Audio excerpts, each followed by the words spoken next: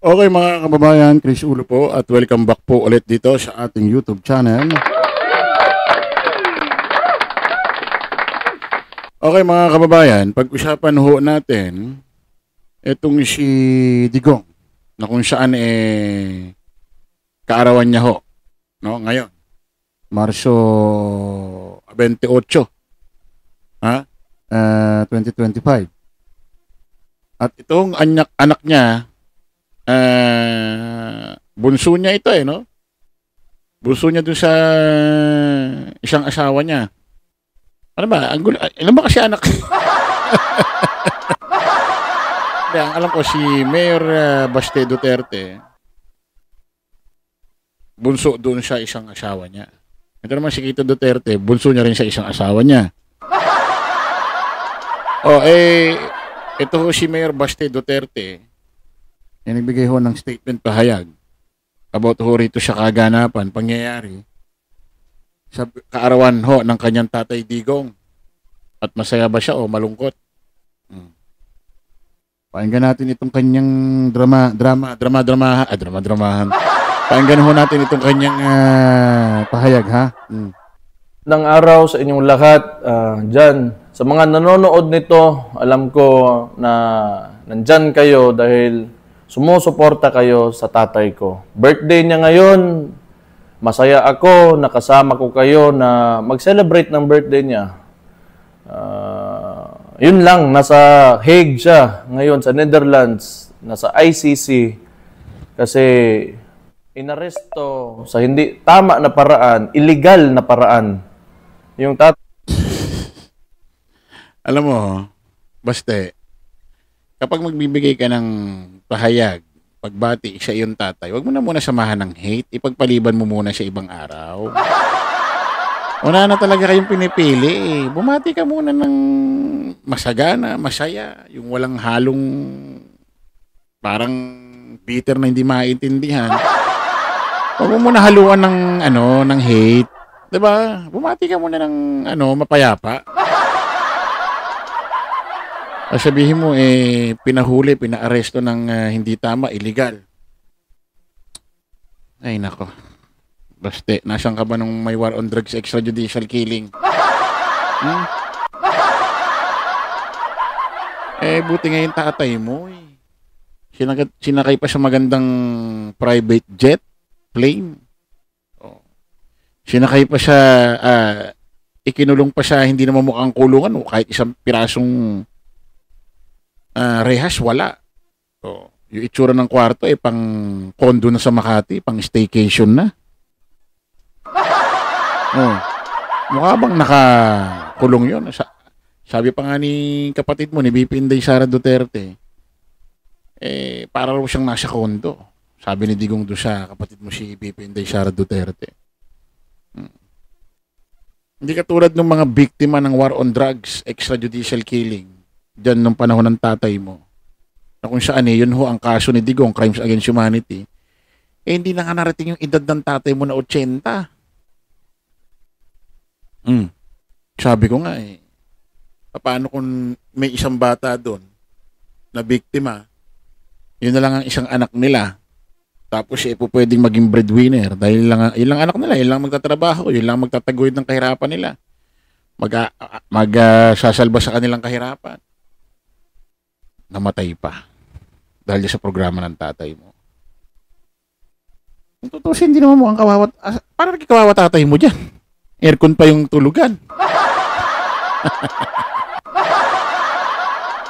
Buti sana katulad yan ni Kibuloy. Talagang rehas. Pwedeng kawawa pa talaga si Kibuloy. Kung po pwede naman ipagpalit niya si Kibuloy, baka maipagpalit ng kulungan yan. Tuloy natin. tatay ko at isinuko ni Bongbong Marcos sa mga doon sa Netherlands, sa ICC. So, kahit ganon ang nangyari, masaya pa rin ako kasi nakikita ko yung suporta nyo. So, malaking bagay yan sa amin. Gusto ko malaman nyo na malaking bagay talaga yan.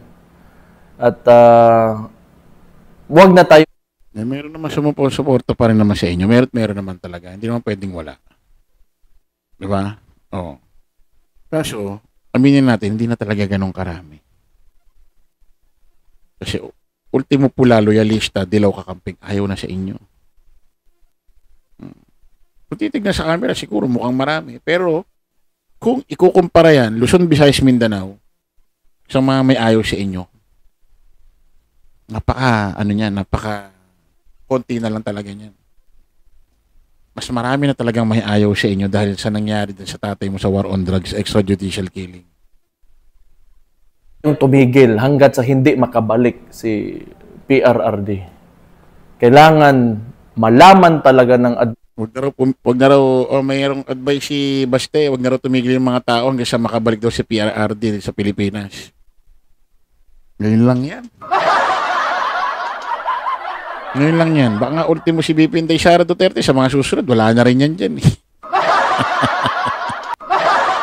Wala na rin yan. Mayor Baste. Ngayon lang yan. Ningas kugon lang yan. Kami kikibuloy. Wala na rin nagrarally. Naus na. Ha? Ngayon lang yan. Mainit lang yan. Maniwala ka. Sa mga susunod na linggo, buwan, wala na yan. Lalo na nare-realize nila talagang ayaw na sila painggan ng dahig.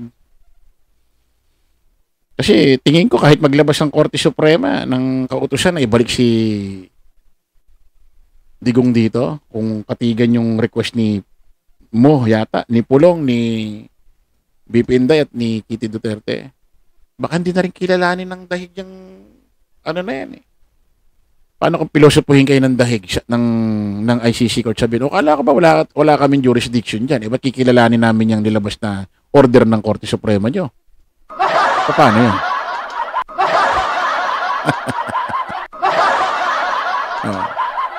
Paano yun? Kaya pag yan si Digong, mandar na ang buwan, naka-1 taon na yan. Wala na yan. Tigil na lahat yan. Sa una lang yan. Administrasyong ito na hindi tayo pumapayag sa ginawa nila. Yun lang. Again, gusto ko magpasalamat kasi hindi daw sila pumapayag or ayaw daw nila isinuko raw itong si Digong sa ibang lahi. Mas masakit pa ngayon sa war on drugs eh. Mismong pulis, kapwa Pilipino ang pumatay doon sa mga kabataan. Mas masakit pa nga yun eh. Di ba alam, mas masakit pa yun? Bakit? Kapwa mo Pinoy. Tapos sabi pa ng mga pulis serve and protect. Pero ano nangyari nung panahon na yun? Administrasyon ng tatay mo. Mismong pulis na kung saan dapat yun ang nagbibigay proteksyon sa mamayang Pilipino nung panahon na yun. Doon pa sila nakaranas ng mga krimen. Mas masakit yun. Kapwa mo Pilipino, pulis pa. Pati kayong tatay mo, nakaranas pa ng magandang buhay. Yung mga yun, wala. Napakaigsi ng tinagal dito sa mundong ibabaw.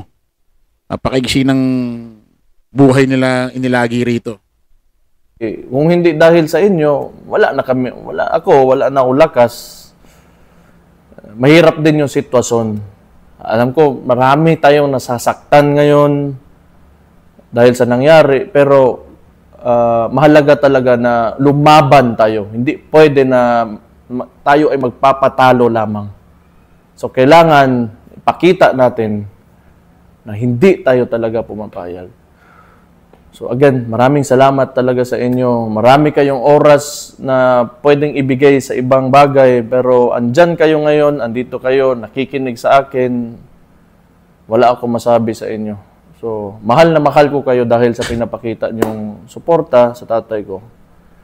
So, isa pa, dahil ito ay resulta ng tingin ko na sobrahan ng politika nito si Marcos dahil tingin ko takot talaga sila na tumakbo yung kapatid ko sa 2028 kaya maraming mga movements o mga Asawa na yung boka na yan. Nakakasawa na yan. Nakakasawa na yung Ang buka na yan na natatakot kasi ba't matatakot si Pangulong Bongbong? Tumakbo si VP Inday Sara sa 2028. Eh, hindi naman mananalo yan.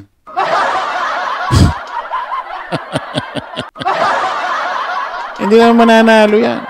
Oo. Mananalo ba yan si VP Inday Sara Duterte? At ang tanong, hindi na makakatakbo yan dahil mai-impeach na yan eh. Trial na yan eh. Oo. Pag guilty yan, wala na. Hindi na makakatakbo na kahit anong posisyon niya. Wala na yan. Kung makaano ka naman, kala mo naman, super lakas naman ng kapatid mo sa... Ay, nako. Anyway, mga kababayan, kita-kita ulit tayo sa panibagong live, panibagong vlog.